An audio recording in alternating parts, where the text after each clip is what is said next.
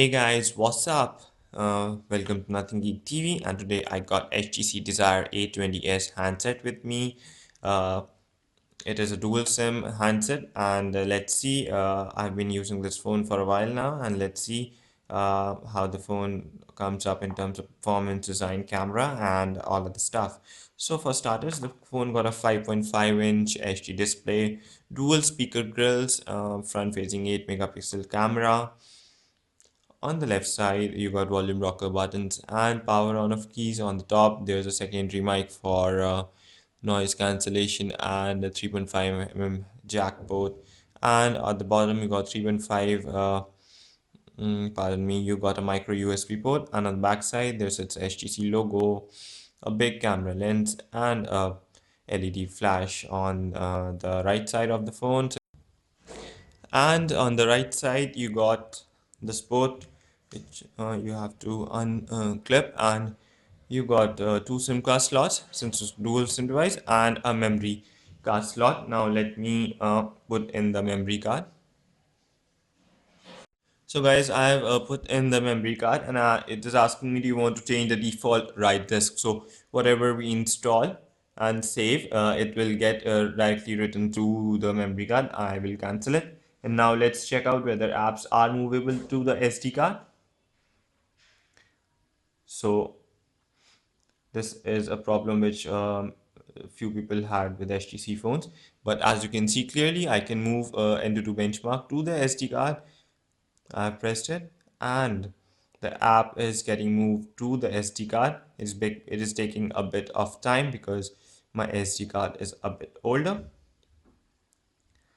but nevertheless, the app is definitely movable to the SD card, and one can always change the default write storage preference.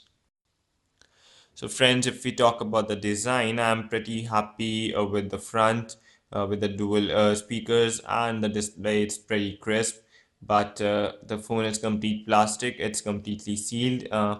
It's thin. You can see the width is really thin. The camera lens is bulging a bit, but that's only a small amount of bulge, which is acceptable. However, the back plate is slippery. I mean, it's plain smooth plastic, so you can manage it to drop the phone. So a cover becomes quite necessary for this phone. The display is a 720p, that is HD display, which is crisp enough, and everything looks nice to view and play on HTC Desire 820s handset. So let's see what OS the phone is running. It's Android KitKat 4.4.4 OS. You can clearly see this. I ran a few benchmarks, so let me show you the few specifications of this phone. So the CPU model is Qualcomm Snapdragon. The screen resolution is HD. A rear camera of 13 megapixel, 2 GB of RAM, 12 GB of system storage. Total is 16 GB, but operating system also occupies the space. Then 8 core type 64-bit CPU. The display density is 320 dpi. The screen size is not 3.7 inch, it's a 5.5 inch. I don't know why Antutu is showing it as a 3.7-inch display. It's a 5-point touch, and the phone supports direction sensor, acceleration sensor, light, e-compass, proximity sensor, which are the sensors which we require. Now the Antutu has given this phone a score of 44,592, which is a remarkable score. This phone is ranked along OnePlus One, below Samsung Galaxy Note 4 and Mizu MX4. It is ranked above HTC One M8, Huawei Mate 7, and Xiaomi Mi 4, Samsung Galaxy S5. Now we can't solely rely on one benchmark for that. Let's see what Geekbench 3 has to say. So Geekbench 3 is giving this phone a single core score of 812 and a multi-core score of 3951. A multi-core score is much more important than a single core score. As you can see, the single core score is below LG Nexus 5, Samsung Galaxy Nexus 10, and other devices, because single core these cores single-handedly these are weaker, but when combined, the phone is ranked above the heap in the devices which Geekbench 3 is showing us. So the phone is ranked above Samsung Galaxy S5, LG Nexus 5, and Samsung Galaxy S4. So quite a remarkable phone when it comes to performance. Finally, I also ran Velamo benchmark on this, and it is again ranking this phone alongside OnePlus One in the multi-core score and above Samsung Galaxy S5, below HTC One 8. So even this benchmark is in sync with Geekbench 3 and N2 benchmark. So the phone is really remarkable when it comes to the performance, guys. I ran heavy games like Astral Date and lighter game like Service Surfer, but and phone handled them at high graphics setting easily. There were no hiccup, no lags, no jerks, no problem, no crashes. On the downside, guys, the phone heats up pretty well. The 2600 mAh battery, it's non-removable and it gets drained pretty fast. HTC has been doing a good job of late with its Desire series in maximizing the battery life, but somehow they have not done the same thing with 820s. I mean, they might have done, but they have not managed to do the same thing with this phone. The battery gets drained pretty fast. I'm in 1 hour of gaming and I saw more than around the battery drain in the range of 17 to 20%, which is really high. And the phone gets heated up from this area, so that again leads to more of battery drainage. Moving on to the camera, guys, the phone got a 13 megapixel a rear shooter and a front camera of 8 megapixel. I clicked some images. I'll show you the images. First, we'll see the rear camera images. So this is an image which was clicked when I was outside. As you can see, the amount of detail is not that good. So there are black spots and saturation. Two, on zooming in. Now this is a macro shot, close-up shot, which came up fine. Usually the macro performance is good with most of the phones. Now again, these were overcast conditions, but then again, the phone is not able to capture much of the details. This is a close-up shot of the plant.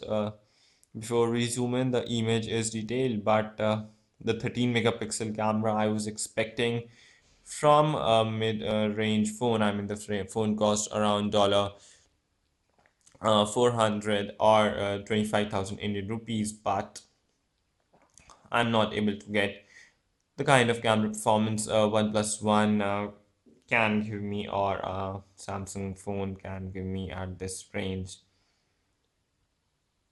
You can see the macro shot is not able to provide me with those details and crisp images.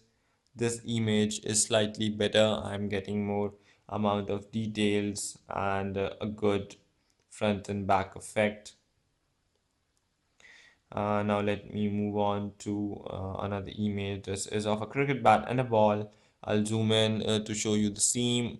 As you can see, the seam is not detailed. It's blurred out watercolorish thing, and not like the 13 megapixel camera from HTC. Again, guys, as you can see, the seam is not detailed. Even the cracks on the wall are not visible.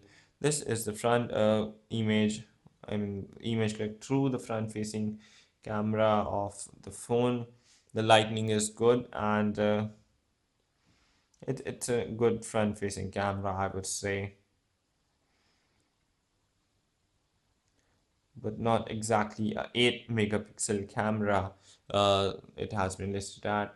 I mean, you can say it a 5 megapixel, a good 5 megapixel camera, but the quality is not of the 8 megapixel camera. So sadly, the camera disappoints on many fronts. The macro shots were good, but the normal shots were not that great. and I expected a really solid performance from the front camera because it's 8 megapixel camera, but the quality is of a good 5 megapixel camera, but not of a 8 megapixel one. Let's see the RAM. So the phone got 2 GB of RAM and around 1 GB has been used and 1 GB is free, which is good enough because there are multiple apps running in the background and games too. I also got a Clean Master app pre-installed through which I can quickly clean the RAM for me, but I don't think you would be needing that since 2 GB of RAM is decent enough. Now there's a Chrome browser as well as stock normal browser on the phone. Let's open nothinggeek.com. Yeah, this is name you should remember.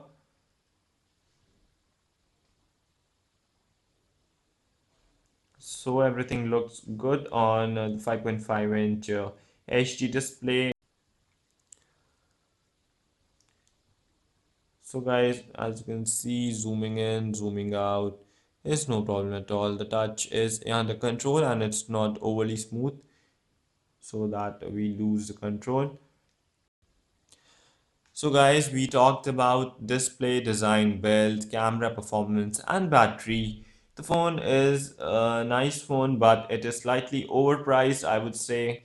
The back plate is slippery and the camera 13 megapixel, 8 megapixel, the camera is good, but then it is not the best of the lots, I can say. The performance of the phone is really nice. It's scoring 44,000, it really scoring really high scores in the range of 44,000 in NT2 benchmark, and other benchmarks are also giving it a nice score. But then again, that kind of power is is a heavy thing for the battery, and it get heated up from this area which drains the battery.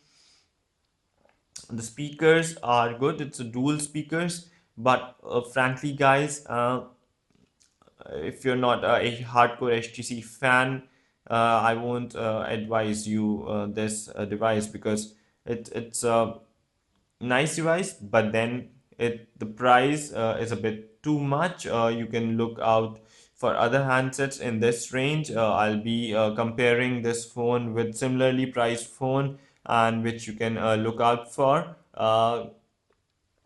Desire 820 is it's I would say it's a good option over this phone, but then that phone has only a single SIM slot. It doesn't have dual SIM slot. That thing needs to be kept in mind.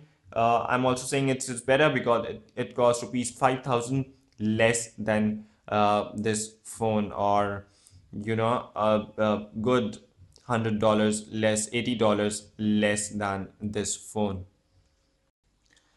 Thanks for watching, guys. I'll be coming out with comparison reviews and more videos. For that, hit the subscribe button so that you don't miss out on anything. And have a great day. See ya next time.